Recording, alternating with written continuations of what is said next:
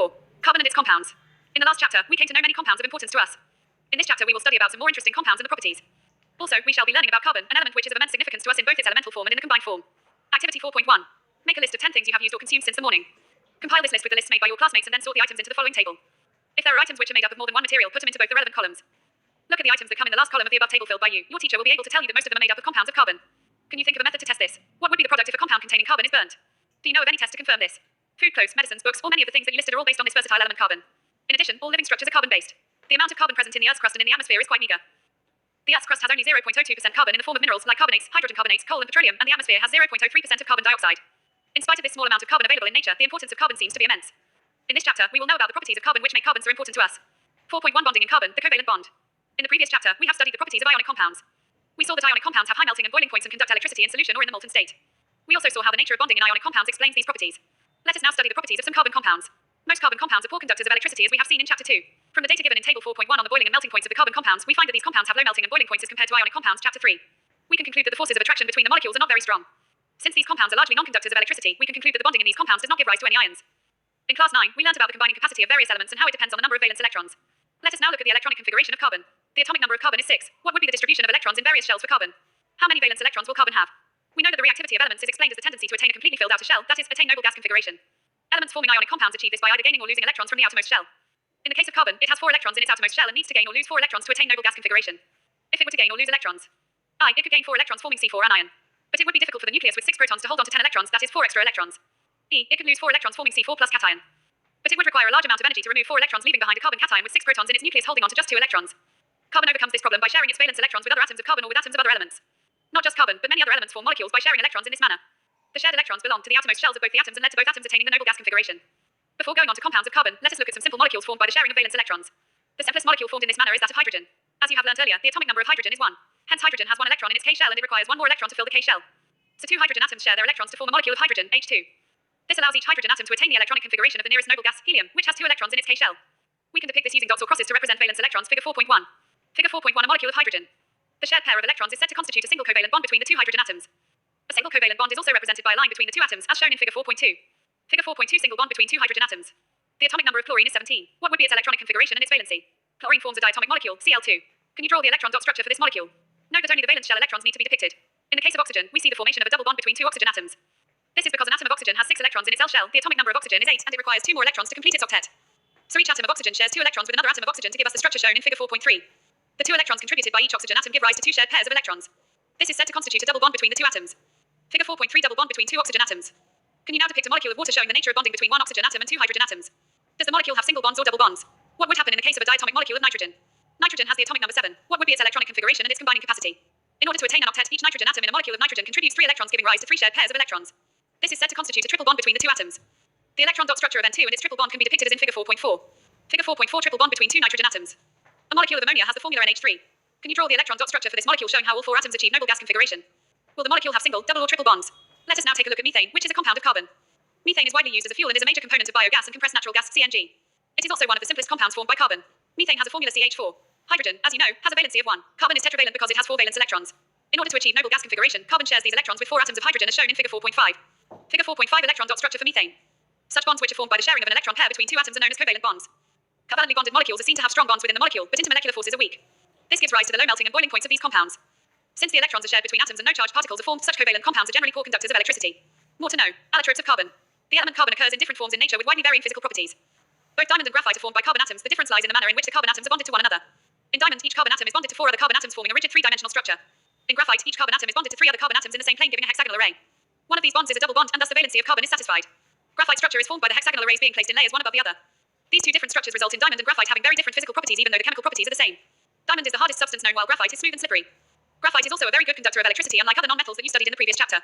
Diamonds can be synthesized by subjecting pure carbon to very high pressure and temperature. These synthetic diamonds are small but otherwise indistinguishable from natural diamonds. Fullerenes form another class of carbon allotropes. The first one to be identified was C60 which has carbon atoms arranged in the shape of a football. Since this looked like the geodesic dome designed by the US architect Buckminster Fuller, the molecule was named fullerene. Questions. 1. What would be the electron dot structure of carbon dioxide which has the formula CO2? 2. What would be the electron dot structure of a molecule of sulfur which is made up of 8 atoms of sulfur? Hint, the 8 atoms of sulfur are joined together in the form of a ring. 4.2 Versatile nature of carbon. We have seen the formation of covalent bonds by the sharing of electrons in various elements and compounds. We have also seen the structure of a simple carbon compound, methane. In the beginning of the chapter, we saw how many things we use contain carbon. In fact, we ourselves are made up of carbon compounds. The numbers of carbon compounds whose formulae are known to chemists was recently estimated to be in millions. This outnumbers by a large margin the compounds formed by all the other elements put together. Why is it that this property is seen in carbon and no other element? The nature of the covalent bond enables carbon to form a large number of compounds. Two factors noticed in the case of carbon are: I. Carbon has the unique ability to form bonds with other atoms of carbon, giving rise to large molecules. This property is called catenation. These compounds may have long chains of carbon, branch chains of carbon, or even carbon atoms arranged in rings. In addition, carbon atoms may be linked by single, double, or triple bonds. Compounds of carbon, which are linked by only single bonds between the carbon atoms, are called saturated compounds. Compounds of carbon having double or triple bonds between the carbon atoms are called unsaturated compounds. No other element exhibits the property of catenation to the extent seen in carbon compounds. Silicon forms compounds with hydrogen which have chains of up to 7 or 8 atoms, but these compounds are very reactive. The carbon-carbon bond is very strong and hence stable. This gives us a large number of compounds with many carbon atoms linked to each other. Since carbon has a valency of 4, it is capable of bonding with 4 other atoms of carbon or atoms of some other monovalent element. Compounds of carbon are formed with oxygen, hydrogen, nitrogen, sulfur, chlorine, and many other elements, giving rise to compounds with specific properties which depend on the elements other than carbon present in the molecule. Again, the bonds that carbon forms with most other elements are very strong, making these compounds exceptionally stable. One reason for the formation of strong bonds by carbon is its small size. This enables the nucleus to hold onto the shared pairs of electrons strongly. The bonds formed by elements having bigger atoms are much weaker. More to know: organic compounds. The two characteristic features seen in carbon, that is tetravalency and catenation, put together give rise to a large number of compounds. Many have the same non-carbon atom or group of atoms attached to different carbon chains. These compounds were initially extracted from natural substances, and it was thought that these carbon compounds or organic compounds could only be formed within a living system. That is, it was postulated that a vital force was necessary for the synthesis. Friedrich Euler disproved this in 1828 by preparing urea from ammonium cyanate. But carbon compounds, except for carbides, oxides of carbon, carbonate, and hydrogen carbonate salts, continue to be studied under organic chemistry. 4.2.1 Saturated and unsaturated carbon compounds. We have already seen the structure of methane. Another compound formed between carbon and hydrogen is ethane with a formula of C2H6. In order to arrive at the structure of simple carbon compounds, the first step is to link the carbon atoms together with a single bond, figure 4.6, and then use the hydrogen atoms to satisfy the remaining valencies of carbon, figure 4.6b. For example, the structure of ethane is arrived in the following steps. Figure 4.6 are carbon atoms linked together with a single bond. 3 valencies of each carbon atom remain unsatisfied, so each is bonded to 3 hydrogen atoms, giving figure 4.6b, each carbon atom bonded to 3 hydrogen atoms. The electron dot structure of ethane is shown in figure 4.6c. Figure 4.6c, electron dot structure of ethane. Can you draw the structure of propane, which has the molecular formula C3H8 in a similar manner? You will see that the valencies of all the atoms are satisfied by single bonds between them. Such carbon compounds are called saturated compounds. These compounds are normally not very reactive. However, another compound of carbon and hydrogen has the formula C2H4 and is called ethene. How can this molecule be depicted? We follow the same stepwise approach as above. Carbon-carbon atoms linked together with a single bond, step 1. We see that one valency per carbon atom remains unsatisfied, step 2. This can be satisfied only if there is a double bond between the two carbons, step 3. Figure 4.7 structure of ethene. The electron dot structure for ethene is given in figure 4.7. Yet another compound of hydrogen and carbon has the formula C2H2 and is called ethyne. Can you draw the electron dot structure for ethyne? How many bonds are necessary between the two carbon atoms in order to satisfy their valencies? Such compounds of carbon having double or triple bonds between the carbon atoms are known as unsaturated carbon compounds, and they are more reactive than the saturated carbon compounds. 4.2.2 chains, branches, and rings. In the earlier section, we mentioned the carbon compounds methane, ethane, and propane, containing respectively 1, 2, and 3 carbon atoms. Such chains of carbon atoms can contain many more carbon atoms. The names and structures of 6 of these are given in table 4.2. But let us take another look at butane. If we make the carbon skeleton with 4 carbon atoms, we see that 2 different skeletons are possible. Figure 4.8 are 2 possible carbon skeletons. Filling the remaining valencies with hydrogen gives us figure 4.8b, complete molecules for 2 structures with formula C4H10. We see that both these structures have the same formula C4H10. Such compounds with identical molecular formula but different structures are called structural isomers. In addition to straight and branch carbon chains, some compounds have carbon atoms arranged in the form of a ring. For example, cyclohexane has the formula C6H12 in the following structure. A, B. Figure 4.9 structure of cyclohexane, a carbon skeleton, B, complete molecule.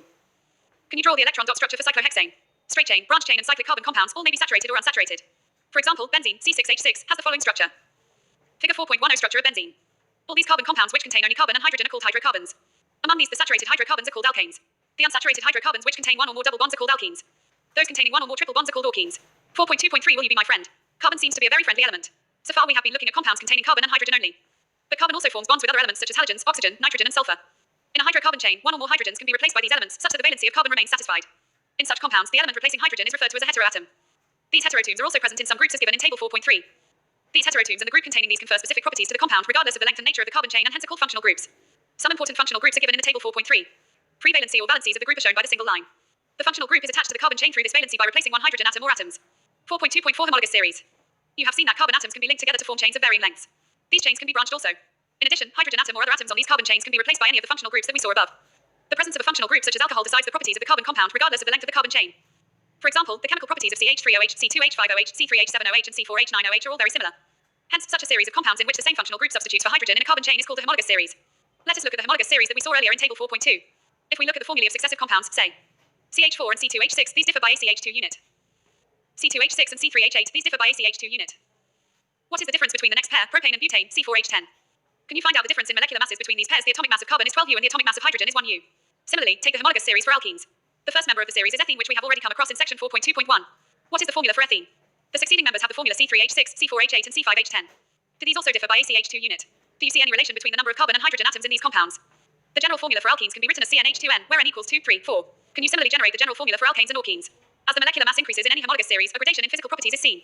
This is because the melting points and boiling points increase with increasing molecular mass. Other physical properties such as solubility in a particular solvent also show a similar gradation. But the chemical properties, which are determined solely by the functional group, remain similar in a homologous series. Activity 4.2. Calculate the difference in the formulae and molecular masses for at CH3O and C2H5O, B, C2H5O and C3H7O, and C, C3H7O and C4H9O. Is there any similarity in these three? Arrange these alcohols in the order of increasing carbon atoms to get a family.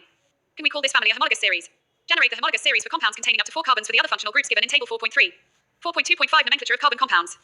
The names of compounds in a homologous series are based on the name of the basic carbon chain modified by a prefix phrase before or suffix phrase after indicating the nature of the functional group. For example, the names of the alcohols taken in activity 4.2 are methanol, ethanol, propanol, and butanol. Naming a carbon compound can be done by the following method. I. Identify the number of carbon atoms in the compound. A compound having 3 carbon atoms would have the name propane. E. In case a functional group is present, it is indicated in the name of the compound with either a prefix or a suffix as given in table 4.4. E. If the name of the functional group is to be given as a suffix and the suffix of the functional group begins with a vowel A, E, I, O, U, then the name of the carbon chain is modified by deleting the final E and adding the appropriate suffix. For example, a 3-carbon chain with a ketone group would be named in the following manner: propane, E equals propan plus 1 equals propanone. IV. If the carbon chain is unsaturated, then the final ane in the name of the carbon chain is substituted by ENE or YNE as given in table 4.4. For example, a 3-carbon chain with a double bond would be called propene, and if it has a triple bond, it would be called propene. Table 4.4 Nomenclature of organic compounds. Questions. 1. How many structural isomers can you draw for pentane? 2. What are the 2 properties of carbon which lead to the huge number of carbon compounds we see around us? 3. What will be the formula and electron dot structure of cyclopentane? 4. Draw the structures for the following compounds. I. Ethanoic acid. E. Bromopentane asterisk. E. Butanone. IV. Hexanol. Asterisk. A structural isomers possible for bromopentane. 5. How would you name the following compounds? I. CH3, CH2, bridge E. E. 4.3 Chemical properties of carbon compounds. In this section we will be studying about some of the chemical properties of carbon compounds. Since most of the fuels we use are either carbon or its compounds, we shall first study combustion. 4.3.1 Combustion. Carbon, in all its allotropic forms, burns in oxygen to give carbon dioxide along with the release of heat and light. Most carbon compounds also release a large amount of heat and light on burning. These are the oxidation reactions that you learned about in the first chapter. I. C plus O2 CO2 plus heat and light. E. CH4 plus O2 CO2 plus H2O plus heat and light. E. CH3 CH2O plus O2 CO2 plus H2O plus heat and light. Balance the latter 2 reactions like you learned in the first chapter. Activity 4.3. Caution, this activity needs the teacher's assistance. Take some carbon compounds, naphthalene, camphor, alcohol, one by one on a spatula and burn them. Observe the nature of the flame and note whether smoke is produced. Place a metal plate above the flame. Is there a deposition on the plate in case of any of the compounds? Activity 4.4. Light a Bunsen burner and adjust the air hole at the base to get different types of flames, presence of smoke. When do you get a yellow, sooty flame? When do you get a blue flame? Saturated hydrocarbons will generally give a clean flame, while unsaturated carbon compounds will give a yellow flame with lots of black smoke. This results in a sooty deposit on the metal plate in activity 4.3. However, limiting the supply of air results in incomplete combustion of even saturated hydrocarbons giving a sooty flame. The gas kerosene stove used at home has inlets for air so that a sufficiently oxygen-rich mixture is burnt to give a clean blue flame. If you observe the bottoms of cooking vessels getting blackened, it means that the air holes are blocked and fuel is getting wasted. Fuels such as coal and petroleum have some amount of nitrogen and sulfur in them. The combustion results in the formation of oxides of sulfur and nitrogen, which are major pollutants in the environment. Do you know why do substances burn with or without a flame? Have you ever observed either a coal or a wood fire? If not, the next time you get a chance, take close note of what happens when the wood or coal starts to burn. You have seen above that a candle or the LPG in the gas stove burns with a flame. However, you will observe the coal or charcoal in an antithy sometimes just glows red and gives out heat without a flame. This is because a flame is only produced when gaseous substances burn. When wood or charcoal is ignited, the volatile substances present vaporize and burn with a flame in the beginning. A luminous flame is seen when the atoms of the gaseous substance are heated and start to glow. The color produced by each element is a characteristic property of that element. Try and heat a copper wire in the flame of a gas stove and observe its color. You have seen that incomplete combustion gives soot, which is carbon. On this basis, what will you attribute the yellow color of a candle flame to? More to know. Formation of coal and petroleum. Coal and petroleum have been formed from biomass which has been subjected to various biological and geological processes. Coal is the remains of trees, ferns, and other plants that lived millions of years ago. These were crushed into the earth perhaps by earthquakes or volcanic eruptions. They were pressed down by layers of earth and rock. They slowly decayed into coal. Oil and gas are the remains of millions of tiny plants and animals that lived in the sea. When they died, the bodies sank to the seabed and were covered by silt. Bacteria attacked the dead remains, turning them into oil and gas under the high pressures they were being subjected to. Meanwhile, the silt was slowly compressed into rock. The oil and gas seeped into the porous parts of the rock and got trapped like water in a sponge. Can you guess why coal and petroleum are called fossil fuels? 4.3.2 Oxidation. Activity 4.5. Take about 3 milliliters of ethanol in a test tube and warm it gently in a water bath. Add a 5% solution of alkaline potassium permanganate drop by drop to this solution. Does the color of potassium permanganate persist when it is added initially? Why does the color of potassium permanganate not disappear when excess is added? You have learnt about oxidation reactions in the first chapter. Carbon compounds can be easily oxidized on combustion. In addition to this complete oxidation, we have reactions in which alcohols are converted to carboxylic acids. We see that some substances are capable of adding oxygen to others. These substances are known as oxidizing agents. Alkaline potassium permanganate or acidified potassium dichromate are oxidizing alcohols to acids, that is, adding oxygen to the starting material. Hence they are known as oxidizing agents. 4.3.3 Addition reaction. Unsaturated hydrocarbons add hydrogen in the presence of catalysts such as palladium or nickel to give saturated hydrocarbons. Catalysts are substances that cause a reaction to occur or proceed at a different rate without the reaction itself being affected. This reaction is commonly used in the hydrogenation of vegetable oils using a nickel catalyst. Vegetable oils generally have long unsaturated carbon chains while animal fats have saturated carbon chains. You must have seen advertisements stating that some vegetable oils are healthy. Animal fats generally contain saturated fatty acids which are said to be harmful for health. Oils containing unsaturated fatty acids should be chosen for cooking. 4.3.4 Substitution reaction. Saturated hydrocarbons are fairly unreactive and are inert in the presence of most reagents. However, in the presence of sunlight, chlorine is added to hydrocarbons in a very fast reaction. Chlorine can replace the hydrogen atoms one by one. It is called a substitution reaction because one type of atom or a group of atoms takes the place of another. A number of products are usually formed with the higher homologs of alkanes. CH4 plus Cl2 CH3Cl plus HCl in the presence of sunlight. Questions. 1. Why is the conversion of ethanol to ethanoic acid an oxidation reaction? 2. A mixture of oxygen and ethine is burnt for welding. Can you tell why a mixture of ethine and air is not used? 4.4 Some important carbon compounds, ethanol and ethanoic acid. Many carbon compounds are invaluable to us. But here we shall study the properties of 2 commercially important compounds, ethanol and ethanoic acid. 4.4.1 Properties of ethanol. Ethanol is a liquid at room temperature. Refer to table 4.1 for the melting and boiling points of ethanol. Ethanol is commonly called alcohol and is the active ingredient of all alcoholic drinks. In addition, because it is a good solvent, it is also used in medicines such as tincture iodine, cough syrups, and many tonics. Ethanol is also soluble in water in all proportions. Consumption of small quantities of dilute ethanol causes drunkenness. Even though this practice is condemned, it is a socially widespread practice. However, intake of even a small quantity of pure ethanol, called absolute alcohol, can be lethal. Also, long-term consumption of alcohol leads to many health problems. Reactions of ethanol. I reaction with sodium. Activity 4.6. Teacher's demonstration. Drop a small piece of sodium, about the size of a couple of grains of rice, into ethanol, absolute alcohol. What do you observe? How will you test the gas evolved? Alcohols react with sodium, leading to the evolution of hydrogen. With ethanol, the other product is sodium ethoxide. Can you recall which other substances produce hydrogen on reacting with metals? E. Reaction to give unsaturated hydrocarbon. Heating ethanol at 443 K with excess concentrated sulfuric acid results in the dehydration of ethanol to give ethene. The concentrated sulfuric acid can be regarded as a dehydrating agent which removes water from ethanol. Do you know? How do alcohols affect living beings? When large quantities of ethanol are consumed, it tends to slow metabolic processes and to depress the central nervous system. This results in lack of coordination, mental confusion, drowsiness, lowering of the normal inhibitions, and finally stupor. The individual may feel relaxed without realizing that his sense of judgment, sense of timing, and muscular coordination have been seriously impaired. Unlike ethanol, intake of methanol in very small quantities can cause death. Methanol is oxidized to methanol in the liver. Methanol reacts rapidly with the components of cells. It coagulates the protoplasm in much the same way an egg is coagulated by cooking. Methanol also affects the optic nerve, causing blindness. Ethanol is an important industrial solvent. To prevent the misuse of ethanol produced for industrial use, it is made unfit for drinking by adding poisonous substances like methanol to it. Dyes are also added to color the alcohol blue so that it can be identified easily. This is called denatured alcohol. Do you know? Alcohol is a fuel. Sugarcane plants are one of the most efficient converters of sunlight into chemical energy. Sugarcane juice can be used to prepare molasses, which is fermented to give alcohol, ethanol. Some countries now use alcohol as an additive in petrol since it is a cleaner fuel which gives rise to only carbon dioxide and water on burning insufficient air, oxygen. 4.4.2 Properties of ethanoic acid. Ethanoic acid is commonly called acetic acid and belongs to a group of acids called carboxylic acids. 5-8% solution of acetic acid in water is called vinegar and is used widely as a preservative in pickles. The melting point of pure ethanoic acid is 290 K and hence it often freezes during winter in cold climates. This gave rise to its name glacial acetic acid. The group of organic compounds called carboxylic acids are obviously characterized by their acidic nature. However, unlike mineral acids like HCl, which are completely ionized, carboxylic acids are weak acids. Activity 4.7. Compare the pH of dilute acetic acid and dilute hydrochloric acid using both litmus paper and universal indicator. Are both acids indicated by the litmus test? Does the universal indicator show them as equally strong acids? Activity 4.8. Take 1 milliliter ethanol, absolute alcohol, and 1 milliliter glacial acetic acid along with a few drops of concentrated sulfuric acid in a test tube. Warm in a water bath for at least 5 minutes as shown in figure 4.11. Pour into a beaker containing 20 to 50 ml of water and smell the resulting mixture. Figure 4.11 Formation of ester. Reactions of ethanoic acid.